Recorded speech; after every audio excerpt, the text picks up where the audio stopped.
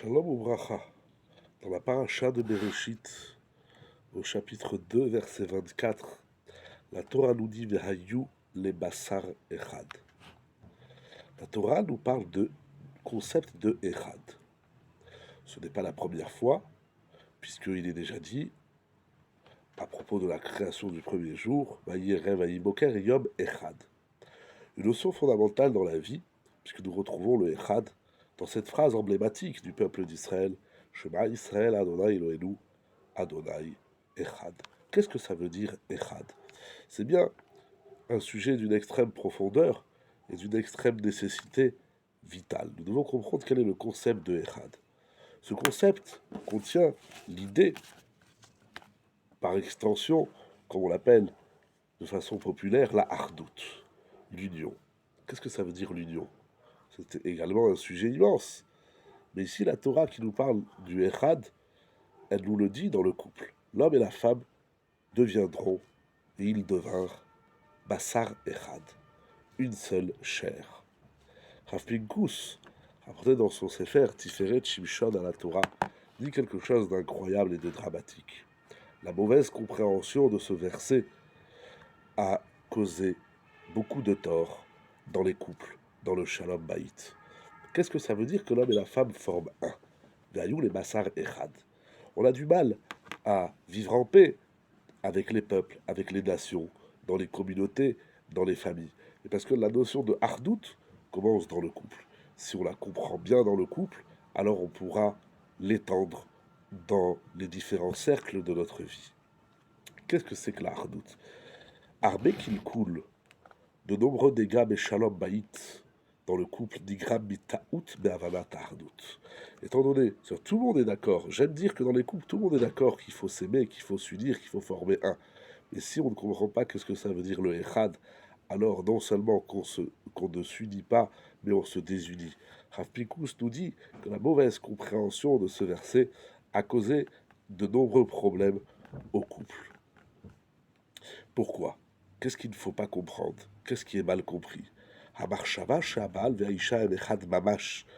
La pensée qui veut que l'homme et la femme forment une unité totale et absolue, goremet les tsarot rabot bishlemut habayit hayehudi, a causé de nombreux dégâts, de nombreux drames dans la plénitude du couple juif, de la maison juive. Bassar Echad, il y en a qui ont compris, l'homme et la femme, ils doivent former une entité entière, complète. Ça cause des dégâts. Pourquoi? Parce que Bametsiout, nous dit Rav Pinkus, Abaal ve'aisha, l'homme et la femme, hem shne gufim nifradim, gam leachar nisuem, même après leur mariage, ils sont deux corps distincts et séparés. Alors qu'est-ce que ça veut dire que le mariage, il va faire de eux un echad, une unité? Il nous faut comprendre, le Rav développe, nous allons dire son idée essentiellement. Nous devons comprendre que à l'intérieur de la maison, du couple, du foyer, vivent deux êtres différents, distincts, voire opposés. Shne Adashim Nifradim. Et, pardon, il y avait une autre phrase, bon, on va la lire ici. Et Betor Hardut Kayemot Argashot Nifradot Vigishot Shonot. À l'intérieur de cette unité qu'on essaye d'instaurer au couple, pour le couple, se trouvent des Argashot Nifradot Vigishot Shonot. Se trouvent d'abord des émotions, des ressentis différents et des approches différentes.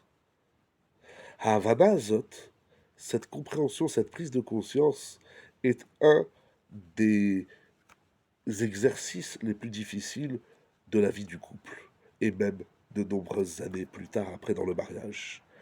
Dans les milliers de détails de cette vie commune que vivent l'homme et la femme, viennent s'installer, ou en tout cas c'est une réalité que se trouve, que s'expriment des différences fondamentales dans les émotions et les ressentis qui sont complètement différents entre l'un et l'autre. Alors quel est le travail?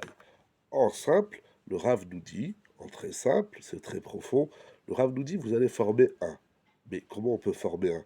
Le corps est différent, les esprits sont différents, les ressentis sont différents, les sensations sont différents, les sentiments sont différents, les désirs sont différents, les besoins sont différents. Et il n'y a rien d'égal, j'aime dire, que la seule chose, le seul point commun qu'il y a entre un homme et une femme, ce sont leurs différences.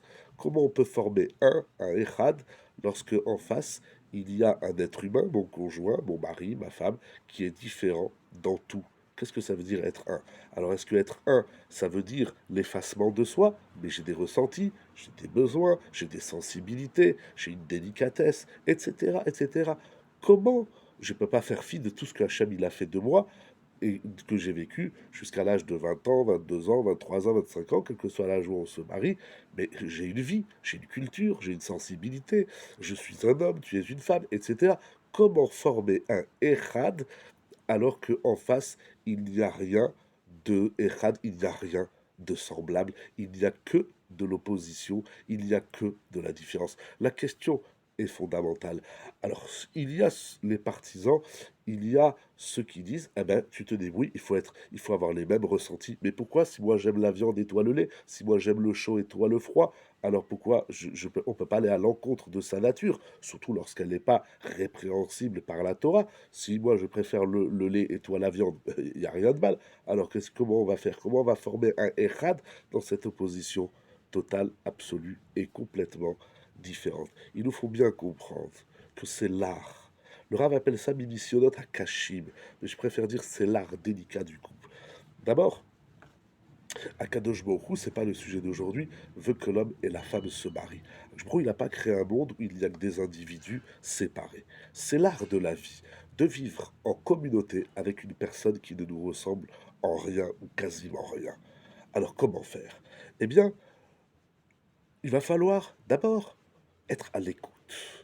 Il faut de la tolérance. Le monde aujourd'hui parle beaucoup de tolérance, de certains en tout cas, de certains qui n'y croient pas, qui ne veulent pas en entendre parler. Peu importe. En tout cas, on parle beaucoup de tolérance, d'ouverture, mais la première tolérance, c'est de s'ouvrir à son conjoint, à sa femme, à son mari. Qu'est-ce que veut dire la tolérance? La tolérance dans le couple, ça veut dire qu'il faut déjà entendre qu'il y a une personne différente, avec des enjeux, des besoins, des définitions, une culture, une finesse, une délicatesse et complètement différente. C'est d'entendre qu'il y a autre chose dans la vie. Le couple nous ouvre l'esprit, parce qu'au lieu de rester cloisonné en soi, au lieu de rester carrelé en soi, alors on s'ouvre vers l'autre. Ensuite, il va falloir trouver un pont. Un pont pour trouver des arrangements, le Rav il appelle ça les gacher, les itpacher, les vater ou les itkarev. Il faut trouver un pont dans ses sensibilités. Il faut s'ouvrir à l'autre. C'est une richesse de s'ouvrir à la différence. Malheureusement, le monde ne le comprend pas. Les gens divorcent pour un oui ou pour un non, mais vraiment, je sais de quoi je parle. Il faut créer ce pont déjà d'entente. Être à l'écoute. Ravolbé dit le couple, c'est entendre l'autre. C'est pas lui dire des choses, c'est l'entendre. Ta femme, elle a besoin de parler, elle a besoin de dire quelque chose. Tu vas rien comprendre, peu importe. Essaye d'entendre qu'il y a autre chose que toi. Sortir de cet ego. C'est une richesse qui est énorme. C'est une richesse qui est inouïe. Il y a des systèmes dans le monde, bien évidemment sans les nommer, mais il y a des systèmes qui veulent qui veulent conquérir la planète. C'est dommage, la planète c'est une richesse. Akadosh Baruch Hu a créé 70 nations et il a créé le clan Israël. Chaque nation c'est une richesse, chaque nation c'est une culture. Sans, bien évidemment, parler du côté idolâtrie, avodazara, culte étranger, mais en soi, c'est une richesse dans tous les domaines, qu'elle soit politique, financière, culturelle, etc., etc. Pourquoi se fermer à quelque chose d'unique? Ça n'existe pas. Le Echad, ce n'est pas celui qui met tout le monde sous la même coupole, mais c'est celui qui accepte qu'il y a un autre qui est différent de lui. C'est ça la hardoute. Le Echad, c'est dire à l'autre, tu as le droit d'exister parce que tu es complètement différent de moi. Celui qui veut mettre le monde, la planète sous une seule coupole, celui qui veut que tous les hommes soient semblables et identiques, c'est l'anéantissement de l'humanité et c'est l'anéantissement du monde. Le Echad, c'est accepter la pluralité, la différence et l'opposition des humains. Et ça, on doit le vivre en harmonie. En premier lieu, dans notre couple et dans notre famille. C'est la magie de la Torah, c'est la magie du Veriou les Bassar Echad, c'est la beauté de la Torah et sa richesse. Et Iratson, qu'on y arrive, je voudrais aujourd'hui dédier l'étude à la Refoua Shelema de Elinoa Simcha Bat Rachel Chaya Sarah et de Daniel Gabriel Ben Carla Esther Mazal, qu'Akadosh Baruch Hu leur envoie une bonne santé. Parmi tous les malades d'Israël, parmi tous les blessés de cette guerre horrible et atroce qui se passe en Eretz Israël, nous sommes en 5784, le 10 octobre 5784, que la paix, le shalom soit dans le monde, que le Echad ressurgisse pleinement, parce que Akadosh Baruch Hu qui est Echad, il a créé des humains différents. Le Echad, ce n'est pas réunir tout le monde sous une même idée, mais c'est d'accepter la pluralité des idées. Ça, c'est qu'Akadosh Baruch Hu nous apprend, ça c'est la force de notre Dieu qui est Echad, c'est la force de notre Torah et toute sa beauté. Que la paix revienne dans le monde, en particulier en Eretz Israël. Nous avons une pensée pour les soldats et pour tous ceux qui sont au front, tous ceux qui sont sur le terrain, ou tous nos frères et sœurs qui sont en Eretz Israël, pour tout le peuple juif, là où il soit, qu'on n'entende que des bonnes nouvelles, qu'Akadosh Baruch Hu se dévoile pleinement et se manifeste de la façon la plus agréable et la plus belle pour les humains, pour le peuple d'Israël et pour glorifier pour la gloire de son nom. Amen. Que Yehí Ratzon.